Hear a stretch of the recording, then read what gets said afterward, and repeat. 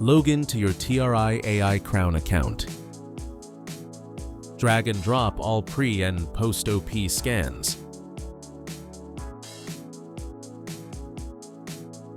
Matrix AI crowns will automatically classify them.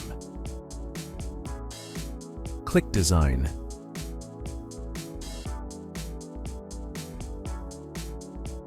Select position 4-6 and choose Implant Crown. Click Select Library. TRI Dental is preset as default. Choose respective scan body and screw.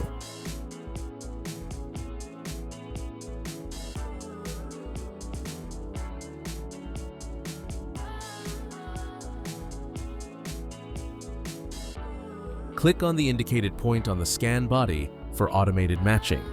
Now click Generate to obtain your Matrix AI Crown.